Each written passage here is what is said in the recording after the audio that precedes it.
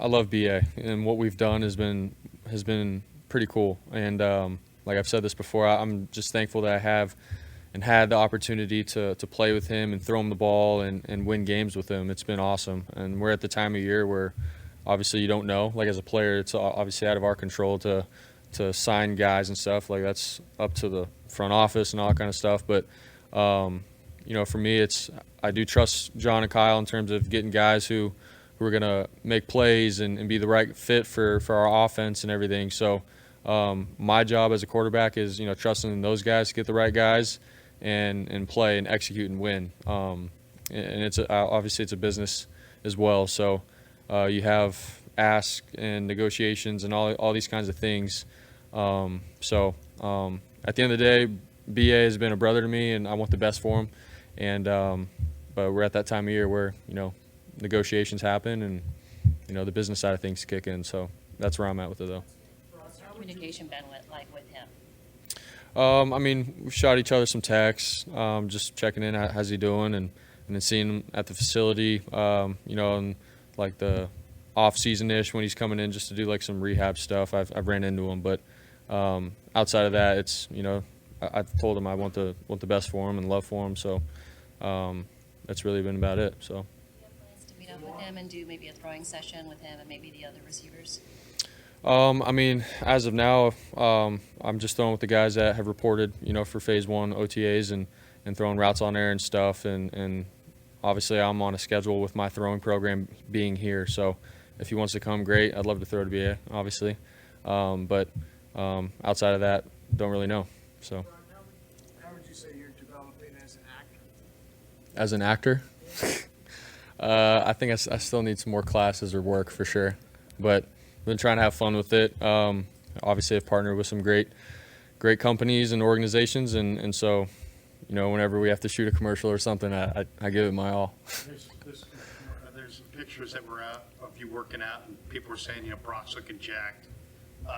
What are your physical goals this offseason? Can you get stronger? Can you get more sudden? Can you get more explosive? What are you working on? What are your goals? Yeah, I think obviously in the offseason for me, you want to add some muscle and stuff, but just because it's a long season and realistically it can sort of wear off over time and stuff. So, get strong, look good, feel good in terms of the explosiveness with both my arm and my legs. And then I think I've said it before, but like mobility, making sure that, I'm staying mobile and flexible and whatnot. So those are the things that I sort of hone into this time of year. And, obviously come season, that's what matters, is being in the best shape possible for what is a marathon. To be able to run, make plays, throw the ball, stay in shape. I'm preparing for that right now. So you'll be part of that Dwight Clark event next month. What does it mean for you to be up there with Steve Young and Alex Smith and Jeff Garcia to raise money for the Golden Heart Fund? Yeah, what an honor, to even be able to go up and speak with those guys, like legends in this organization. And then obviously being a part of a special night to raise money, for such a great organization, and obviously to help out our alumni that have given everything that they've got for this organization. So being able to raise money to help them in their areas, it's a great cause. So, if I was a 49er fan, I'd try to buy tickets and be there that night. So show up, baby. Was it kind of strange at all when, before that happened, you were thinking, wow, I'm not rehabbing right now, and I'm not doing it. You were on such a hamster wheel since you got here. To finally have that time off, what was that like? Yeah, it was huge. I got married really a year since surgery. So, I got surgery March 10th. I got married March 9th. So, for me, it was like, all right, this is going to be a different kind of off season, and it's nice that I don't have to be on this schedule and regime of rehab, get healthy, and sort of stress about am I going to make it back for the season or not. So it's been nice to obviously marry Jenna, and then we sort of just have an off season to breathe and reflect on really the last 2 years, because it's been go. So for me, it's been really good just mentally and sort of having that hunger to come back and be ready to roll. So it's been good. New York said that they anticipate down the line paying you a tremendous amount of money, far more than you're currently making now. Does that sort of stuff reach you at all? And how do you take that into account with everything that you need to take into account this offseason? Yeah, I mean, for me, I've said this time and time again, just in terms of taking it one day at a time. I'm trying to win this year and do everything I can for this organization this year. Everything else happens how it happens, but for me, I need to get better from last year, on the film and the things that I saw from, last year and my rookie year. It's like, man, I've got this thing in me where it's like I want to continue to master my craft, and that's that. And so it's a business, obviously, too. But for me, man, I love this game. I love just competing with these guys in this organization. I love this organization, and I want to continue to represent myself for them and in the right way. So that's where I'm at with that.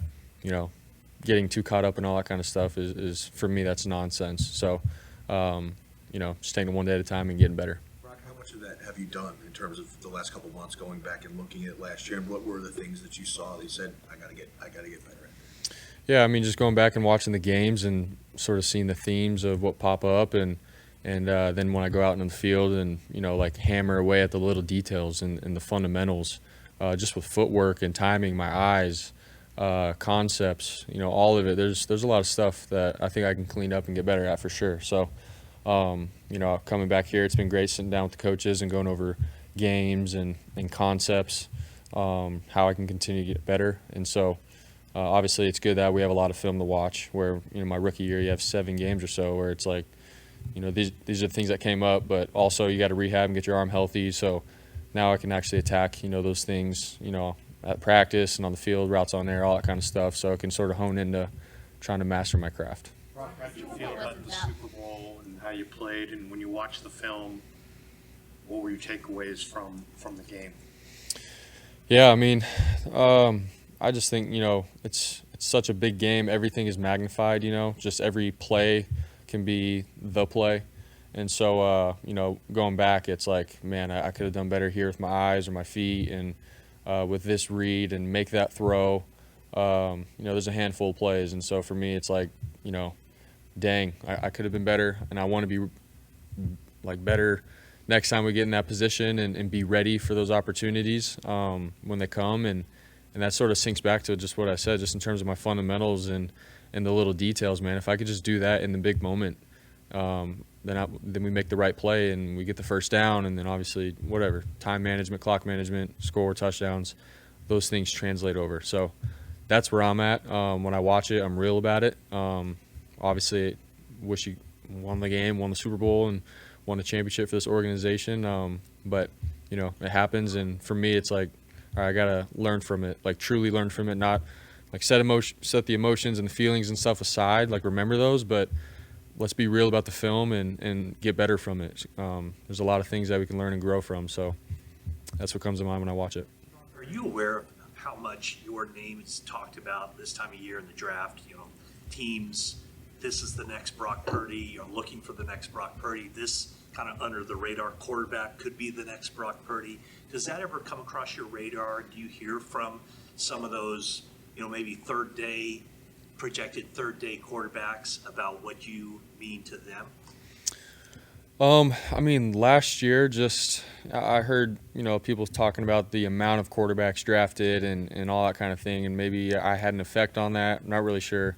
That's really what's gotten to me. I haven't really had anybody really reach out and ask, hey, I'm a day 3 guy, how can I? It hasn't really been like that. Everyone's story and path is different, so to try to live out the same way that some other guy did, I don't think is right. For me, it's like, yeah, this guy got drafted last. There's some hope for sure, but I can't compare myself, and everyone's got their own story, and so that's really all I've heard and how I look at it. But obviously, I'm a big believer, and it doesn't matter where you're drafted. It's what you do when you get there, with that opportunity. So that's my advice to guys that are drafted day 3 or undrafted guys or whoever. So. When you talk about putting your emotions and feelings about the Super Bowl aside, being back in the building, do you find it's something you guys talk about, or learn from it, you move on, and you're just looking forward to next season? Yeah, I think both. You go through such a long year. It's like a marathon with with these guys from camp, off-season stuff, all the way through preseason and then during the year. And you're playing football from, August till February. So, like, you go through a lot with these guys, and so you do have all these feelings and emotions. You put so much into it. You get to the final game, and then you come up short in overtime. And so for all of us, it's like, dang, like, in the moment, it's heartbreaking. But that's the nature of the sport that you play. At the end of the day, we all love this game, and we all have passion for it. But when we're watching the film and we want to get better, you have to put those things aside and watch it for what it is. What are the coaching points? What are your fundamentals that you have to sink back to and execute? So that's what I mean by talking about it. But when I see the guys in the locker room and stuff again, man, it's we've obviously been through some stuff together, but that's the love that you have. Like, we went to war together, and now we get to do it again now. So it gets you excited. How do you really pay attention to the draft? Will you be watching it? Will you be texting your teammates throughout? Yeah, I'll be in tune to it for sure. Will I watch every single pick? I don't know, but we'll definitely be in tune to who we draft, and then just buddies from college or whoever in life get drafted. It's a pretty big thing for kids growing up that they get to see their name on TV get drafted and an opportunity to go live out their dream. So I think it's always it's a cool time of year for sure. So I'll be in tune. Are you lobbying at all for guys that you noticed or that you know? Are you trying at all to influence the powers that be? Like, this guy would be pretty good to have. I mean, for me, John, Kyle, this organization, they've done a good job with, picking guys that are right for our culture, our organization. So obviously I trust in whoever they get. And for me, it's like whoever they do get, like, let's go. I'll be excited for it, ready to play some football with them and do what it takes to win. So, I mean, that's how I look at it. But, in terms of my input on the draft and stuff, nah.